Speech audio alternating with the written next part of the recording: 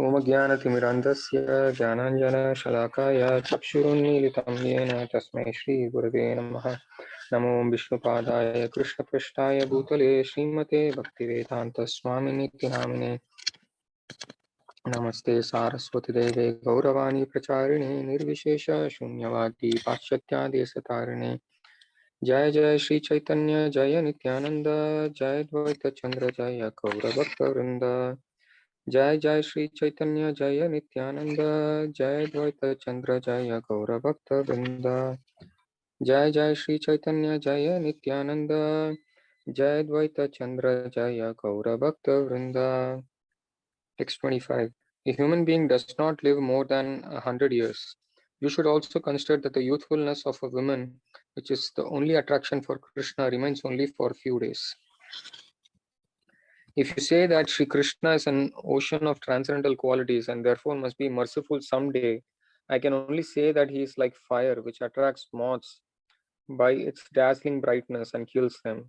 Such are the qualities of Sri Krishna.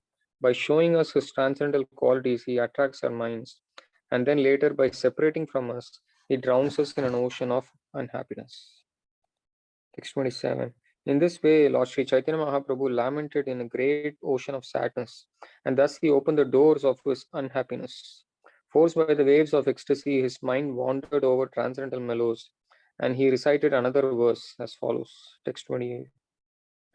My dear friends, unless I serve the transcendental form, qualities, and pastimes of Sri Krishna, all my days, all my senses will become entirely useless. Now I am uselessly bearing the burden of my senses, which are like stone blocks and dried wood. I do not know how long I will be able to continue without shame. Text 29. Of, of what use are the eyes of who does not see the face of Sri Krishna, which resembles the moon, and is the birthplace of all beauty and the reservoir of the nectarian songs of his flute? Oh, let a thunderbolt strike his head. Why does he keep such eyes? Text 30. My dear friends, please hear me. I have lost all providential strength. Without Sri Krishna, my body, consciousness, and mind, as well, all my senses are useless. Text 31. Topics about Sri Krishna are like waves of nectar. If such nectar does not enter one's ear, the ear is no better than a hole of a damaged conch shell. Such an ear is created for no purpose. Text 32. The nectar from the lips of Lord Sri Krishna and his transcendental qualities and characteristics surpass the taste of the essence of all nectar, and there is no fault in tasting such nectar. If one does not taste it, he should die immediately after birth, and his tongue is to be considered no better than the tongue of a frog. Text 33. One's nostrils are no better than the bellows of a blacksmith if one has not smelled the fragrance of Sri Krishna's body, which is like the aroma of musk combined with that of the bluish lotus flower. Indeed, such combinations are totally defeated by the aroma of Sri Krishna's body. Text 34. The palms of Sri Krishna's hands and his soles of his feet are so cool and pleasant that they can be compared only to the light of millions of moons. One who has touched such hands and feet has indeed tasted the effects of touchstone. If one has not touched them, his life is spoiled and his body is like iron. Text 35. Lamenting in this way, Sri Chaitanya Mahaprabhu opened the doors of grief within his heart. Morose, humble, and disappointed, he recited a verse again and again with a despondent thought. Text 36. If by chance a transcendental form of Sri Krishna comes before the path of my vision, my heart, injured from being beaten, will be stolen away by Cupid, happiness personified. Because I could not see the beautiful form of Sri Krishna to my heart's content, when again see his form, I shall decorate the faces of time with many jewels.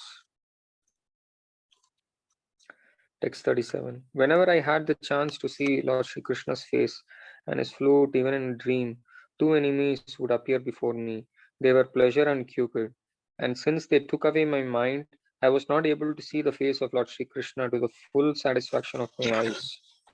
Text 38. If by chance such a moment comes when I can once again see Sri Krishna, then I shall worship those seconds, moments, and hours with flower garlands, and pulp of sandalwood and decorate them with all kinds of jewels and ornaments.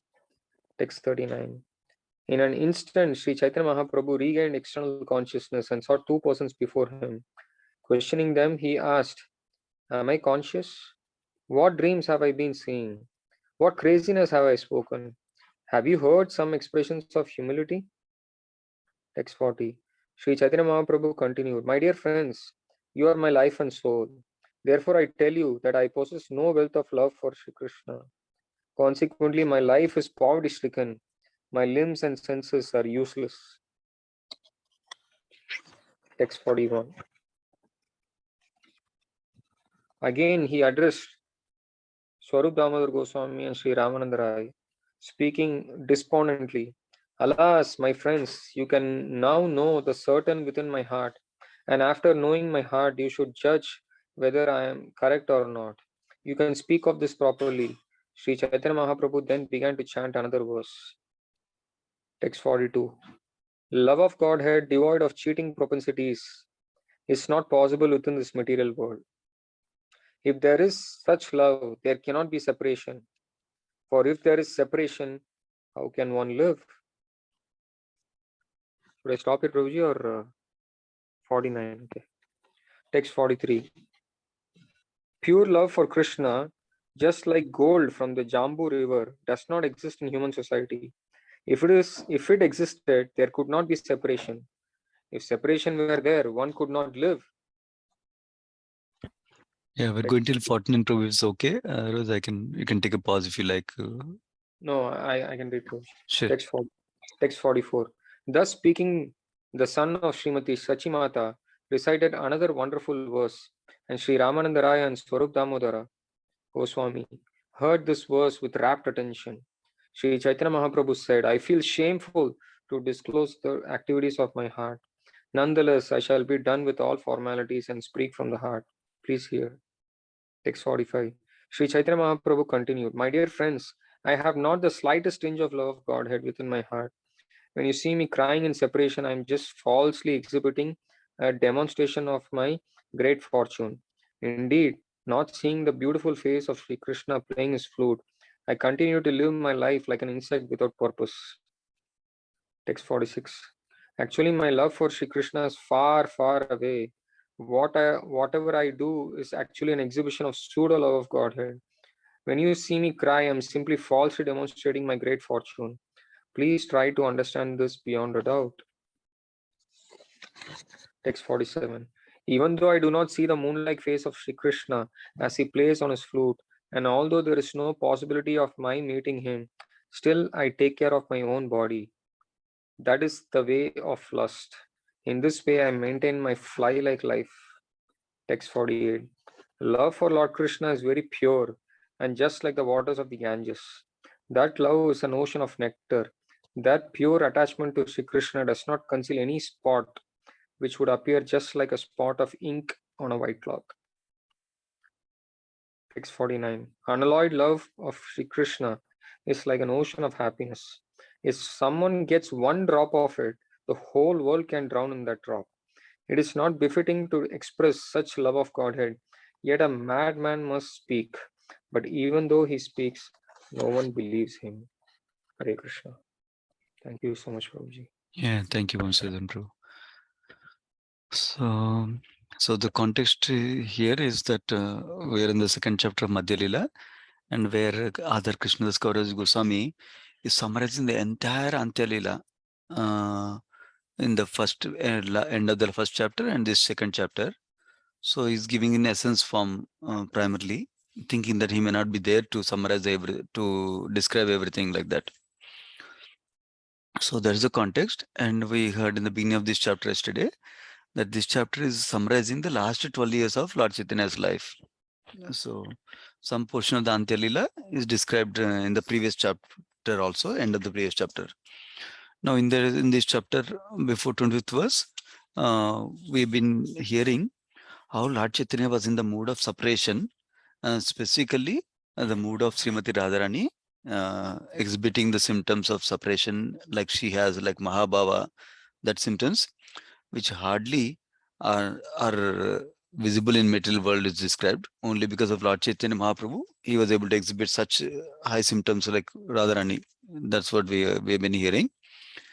And what we heard yesterday was also that Ramananda Raya used to support Lord Chaitanya Mahaprabhu to enhance his mood like this by giving him, by reciting the verses from Jagannath Vallabhanataka. So that way it enhances the mood of Lord Chaitanya. So that's what we've been hearing. So these verses we are hearing from that section. Now how Lord Krishna is speaking like that, and then some verses are from Jagannath Vallabhanatika also. Now 25th verse. So this is the previous verse also spoken by Radharani, in the mood of Radharani. It says, a human being does not live more than 100 years. So even if you consider that youthfulness of woman, which is the attraction for Krishna, it remains only for a few days, like that. Basically, in the previous verse, Radharani was expressing that I will not live so long by the time Krishna's mercy comes, like that. That's where previous verse was ending. So she's continuing in that mode like that. So, and then remember the mood we also described like this as like a comments that um, indicate like a sarcastic meanings, and sometimes meanings describing how Krishna is not coming, having gone away from her, like that. That kind of mood is coming, right? So this verse is talking with an example of a moth that is attracted to the fire. So generally, moths are attracted to the fire because fire is so beautiful for moth. So moths come attracted to fire and they get drawn into the fire and they die basically. That is the analogy she is giving here, Radharani, saying that Krishna has wonderful ocean of transcendent qualities. So um, he will, because of that qualities, he is attracting our minds. So then when we attracted, then he's going away from us. So that's how we're drowning into an ocean of unhappiness. So like how moths get attracted to fire and get killed. She's comparing that analogy with herself. Like they are getting attracted to Krishna, but then Krishna separates. Krishna separation is like death for them, like that. In that sense, so it's so much sorrowful for them, like that. So now let me keep there are only few purports in this section, not many purports. So I'll keep the book open in case any purport is there. I'll share with you. So now the next verse is saying, is described. Krishna's Karas Goswami is saying, Lord Chaitanya Mahaprabhu lamented in a great ocean of sadness. So like that. And with a forced waves of ecstasy, his mind wandered over transcendental mellows and recited another verse, it seems. What is that verse? He's saying that all my days, unless I serve Krishna's form, qualities, and pastimes, all my days and my senses will become entirely useless. So even senses is feeling like a burden without service of Krishna, like that. And is comparing them to like stone blocks and dried wood. So I don't know how long I will continue like this, he's saying. So now 29th verse. Now this verse describes how, remember previous verse described about how body and senses are useless. That is elaborated in the next verse. Basically saying that of what use are the eyes who do not see the face of Krishna, which is beautiful and abode of all beauty, and the reservoir of nectarian sounds of his flute also, like that. So then if I cannot have the facility to see Krishna's face, then let the thunderbolt strike my head. What is the use of such eyes, like that? Lord Chaitanya Mahaprabhu is describing. The purport is here describes that Krishna's moon-like face is the reservoir of nectarian songs, and is also the abode of the flute. If we are not able to see such beautiful face of Krishna, then what is the use of such face? Better it is stricken by thunderbolt, like that. So basically, Gopi's mood is that they are pleased only by seeing Krishna, nothing else, like that. So they don't feel a reason, there any reason to maintain their eyes if they cannot see Krishna, like that. So 30th verse. So he's saying, my dear friends, please hear me. I lost all providential strength. Without Krishna, My body, consciousness, and mind, as well as my senses, are useless.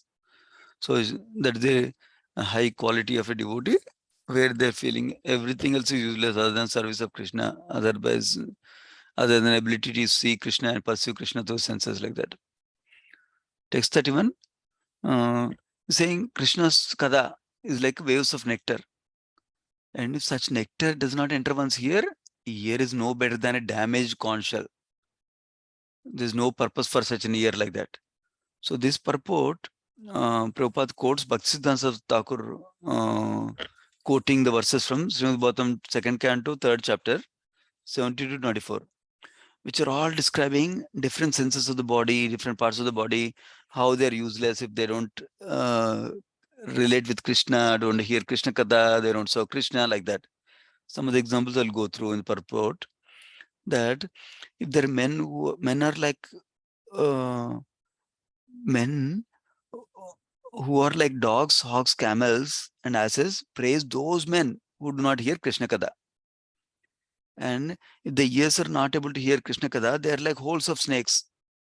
And if we are not able to sing Krishna's glories or speak Krishna's glories, then the tongue is like that of frog. And if we don't pay obeisances to Krishna, the upper part of the body, even though we put a nice turban, silk turban and everything, is like a heavy burden only. There is no use. And the hands are not engaged in service of Krishna. They're like hands of a dead man, even though decorated with the nice bangles or whatever, gold ornaments. And the eyes are not utilized to see the beautiful form of Krishna, symbols of Krishna, Shankha Chakra Gada Padma. Then eyes are also useless. They're like plumes on the eyes that are printed on plumes of peacock. That means, you know how peacock feathers, they have eyes kind of thing, but they're not active or live, right? They just some design like that. That's also called eyes. So they're like that. And then if we do not go to holy places, legs are, what is the use of legs? They're considered like tree trunks. And if you don't take the dust of lotus feet of pure devotee, then our head, then our body is like a dead body. And if you don't experience the flavor of tulsi leaves from the lotus feet of Krishna, then even though we're breathing, we're like a dead body like that. So similarly, our heart is steel framed. If even after chanting the holy name with concentration, we do not change and feel ecstasy with tears and tears flowing from our eyes and hair standing on end like that. These are all like translation for the Srimad Bhagavatam 2nd canto 3rd chapter verses that are quoted in the purport. Actually, that theme that is quoted will continue in the next verses by Krishnadas Kaviraj Goswami himself like that. So here this verse is describing how tongue is considered useless, like a tongue of frog, if we don't taste the nectar of Krishna Katha, discussing Krishna Katha, describing Krishna's qualities like that. And then nostrils here. Nostrils are no better than bellows of a blacksmith if we do not smell fragrance of Krishna's body like that is described. So bellows of blacksmith means some instruments they use that also breathe, it seems, that also make sounds like breathing sound, and air comes in, air goes out like that. So that's why our nostrils are also like that, without life, like that it is saying. So here in this verse also is described that Krishna's bodily fragrance is so great, even far greater than even the analogy being given here, musk aroma and combined with bluish lotus flower, it seems. So now 34th verse. So now the palms of Krishna's hands and soles of his feet are very, very cool, it seems. They're so cool and pleasant. They're compared like millions of moons, it seems, light from millions of moons. So if we do not touch Krishna's hands and feet, then if we touch them, then we have tasted the effects of touchstone, you say. But if we don't touch them, our life is spoiled and our body is like iron, like that. So now, while lamenting like this, Chaitanya Mahaprabhu was morose, humble, and disappointed. He recited a verse again and again with responded heart. These three words are described in the purport with explanation from Bhakti Rasamrita Sindhu. So the humble word is given as dainya. So there are very extreme definitions for each of these words in the purport. So I'll read those sections briefly. So basically, when maybe I should open the purport also so you can see it directly also. So the extreme definitions given. So first of all, dainya is defined humility from nectar of devotion or Bhakti Rasam Sindhu. When unhappiness, fearfulness, and sense of having offended combine. Unhappiness, fearfulness, and I offended like that, that sense. We'll feel condemned. This sense of condemnation is called humility, it seems. When we are subject to such humility, we will be physically inactive. We cannot do anything. We apologize, and his consciousness is disturbed. His mind is also restless, and many other symptoms are visible. This is the definition of humility. All these are part of the destructive symptoms, 33 destructive symptoms mentioned in Bhakti Rasamrita Sindhu, it seems. That is given in the last paragraph. So these symptoms are called Vebhichari Bhava, a destructive ecstasy, it seems. If they all continue, they're called Sanchari, or a continued ecstasy, it seems. If it's like one time, it's called Vebhichari Bhava. If it's continuing, it's called Sanchari Bhava. So then other two definitions are Nirveda. Nirveda is the, what is Nirveda? Nirveda is disappointment. That is described in the verse. So one may feel unhappiness and separation, as well as jealousy and lamentation due to not discharging one's duties. That is called disappointment. So now, Vishada is another word described. Vishada means moroseness. That the way it is defined is from Bhakti Rasamrita Sindhu.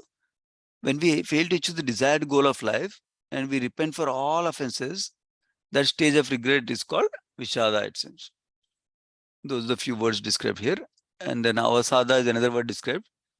That where we are hunting for our original condition. That means as a servant of Krishna.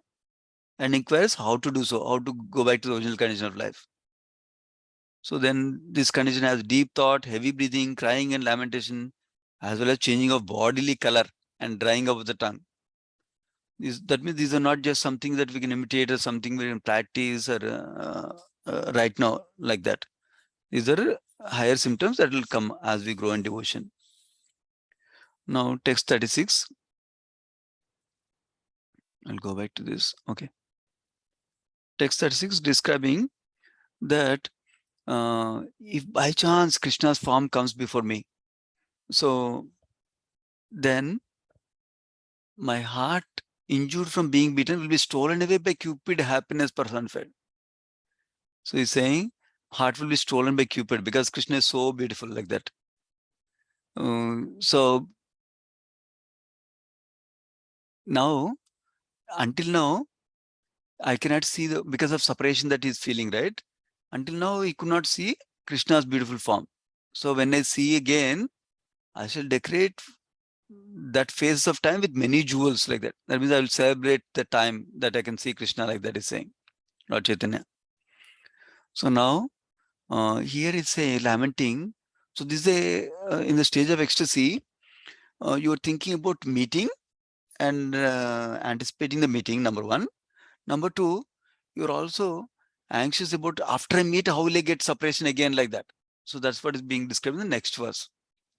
Where is described, whenever I see Krishna's face and his flute, even in a dream, actually two enemies will come. What are the enemies? I'll feel pleasure. And also Cupid will give happiness like we described in the previous verse. So why are these considered enemies? Because when we get pleased, happy, and with Cupid giving happiness, our mind will be distracted from seeing the face of Krishna. So that's why I will not be able to see the face of Krishna to the full satisfaction of my eyes if this pleasure comes and Cupid comes like that. Remember in Nectar devotion also, the example is given of Daruka. Daruka was fanning Krishna with a chamara, it seems. And then he was feeling ecstasy. So that is bliss. But then he wants to check that emotions because that ecstasy is actually blocking his service to Krishna. So similar to that here, that happiness is feels by seeing Krishna he doesn't want it. He considers it as the enemy. Because of that happiness, he's not able to focus on Krishna's face like that. That's what is being described here, Lord Chaitanya. Now here, if by chance such a moment comes when I can see Krishna again, I shall worship that time frames basically with flower garlands, jewels, ornaments like that. That was described in the 36th verse also, last sentence. Now, 39th verse. Now, Chaitanya Mahaprabhu, after speaking like this, he regained external consciousness. That means he was in ecstasy until now. And then he saw two persons before him. Who are the two persons? Ramananda Rai and Swarup Damodara. Those are the two persons that is described in the purport here. So, and he's asking, am I conscious? What dreams I've been seeing? Did I spoke something crazily? Have you said some expressions of humility? Like that. So now, the previous verses, all he spoke without, because he was not in external consciousness. Involuntarily, he spoke all those verses. Remember the extreme humility and all that? So now he's trying to say that I'm not, he's going to say in the next few verses that he's not really humble. I just spoke like that. Like that he's going to say. Lord Chaitanya personally is saying like that. We'll continue next verse. In 40th verse, he's saying, he's first glorifying that Ramananda and Swarup are his life and soul. Therefore, he'll tell them that I possess no wealth of love for Krishna. See, this is the humility of Lord Chaitanya. He's feeling that he doesn't have any love for Krishna. That's why he's poverty stricken. My limbs and senses are useless, like that he's feeling. So he spoke to Ramananda and Swarup Damodar, continued like that. So you can know the certainty within my heart. So after knowing that my heart, you can decide what is correct or not. So that's why. So he chanted another verse. What is that? Love of Godhead, devoid of cheating prophecies is not possible in this material world. If there's such a love, there's no separation. Because if there's really separation, then there's no living, nobody can live with that separation, like that he's saying. Similar thing, he gives an example in the next verse, basically, saying that like gold from Jambu River is not there in material world, it seems. Similarly, pure love for Krishna is not there in human society. I don't know where this is coming from. There's no purport for this. That gold from Jambu River. We hear about Jambu in the 5th canto, Jambu Dipa, and then just Jambu tree like that. Like that we hear the description. So if it existed, there could be no separation. Same point that basically saying that people are able to live in the material world. That means they're not feeling separation. That means they don't have love of Godhead. Like that he's saying. This is expressing his extreme humility, that he doesn't have love of Godhead like that in these verses. So now, 44th verse. So now Lord Chaitanya recited another wonderful verse. And Ramananda Rai and Swarup Damodar, who are his personal associates, they are hearing with rapt attention. He said, I feel shameful to disclose the activities of my heart, but still I will share with you. Please hear like that. What is he saying? He's saying, I don't have slightest tinge of love of Godhead also within my heart. But when you see me crying in separation, I'm just falsely exhibiting a demonstration of my great fortune. So I'm just acting as if I'm in separation, like that he's saying. He really has love of Godhead symptoms, but he's saying like that. So he's saying, indeed, not seeing the beautiful face of Krishna playing his flute, I'm continuing to live without purpose. Remember, this connects with the previous verses he was saying, that if he really is feeling separation like that, then he should not live. That the logic is giving, because he's not seeing Krishna face to face.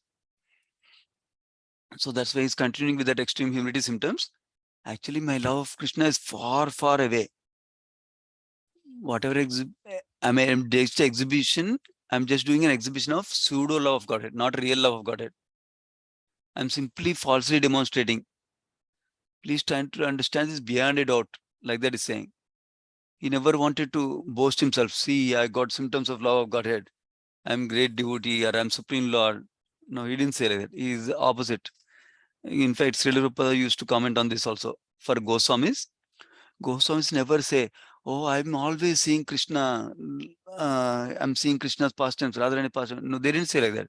They say, they're always singing, oh, When will I see Krishna? I don't see Krishna. I don't see Radha. Like that, they used to sing like that. That's the same mood they exhibiting from Chaitanya Mahaprabhu's, following his footsteps like that. So, yeah. So here he's saying, even though I'm not seeing Krishna, I'm still taking care of my own body. That means my body is so important for me compared to seeing Krishna. That's why it's like lust I have. In this way, I maintain my fly-like life, is describing Lord Chaitanya. These are the symptoms of extreme humility like that. 40th verse describes love for Lord Krishna is very pure, like just like the water of the Ganges. That love is an ocean of nectar. That pure attachment to Krishna does not conceal any spot, which would appear just like a spot of ink on a white cloth. This is a nice analogy, because let us say there's a cloth with lots of black spots. We cannot find one black spot in it easily. It will be spread, it will be lost in all the other black spots, right? But then if you have a big sheet of white cloth with no spots at all, somebody puts a black spot with a black ink, then that will be quickly prominent and visible like that. So he's saying that absence of love of Godhead is also so prominent on the platform of pure love of Godhead, like that is describing. So now last verse. So this Anira Krishna Prema is like an ocean of happiness. If someone gets even one drop of that, the whole world can drown in that drop, he's saying. So it's not befitting to express such love of Godhead. Yet a madman must speak. But even though speaks, no one believes him. Like that is describing. Basically, he's trying to say that he doesn't have love of Godhead. But is overwhelmed with symptoms of Krishna Prema, like we saw in the previous verses. So that is the where we end here. There's a whole set of verses in this chapter. Many of them are describing Lord Chaitanya's transformations, high subject matter. But we're just reading and understanding whatever we can from our level. I don't have full relation for this. But next chapter onwards, it will be simpler pastimes relatively. Then we'll go through more details later on. Madhya will be lots of beautiful stories coming up. So we'll pause here. We'll continue next session. Sri Chaitanya Chaitamta ki jai, Krishnadas Kaviraj Goswami ki jai, Srila Prabhupada ki jai. Let's offer obeisance to devotees. Vanchakalpatarubhyascha Kupasundubhyacha Paditanam Pavanebhyo Vaishnavebhyo Namo Namaha. Thank you so much, devotees. Hare Krishna. Thank you, Prabhuji. Hare Krishna. Hare Krishna.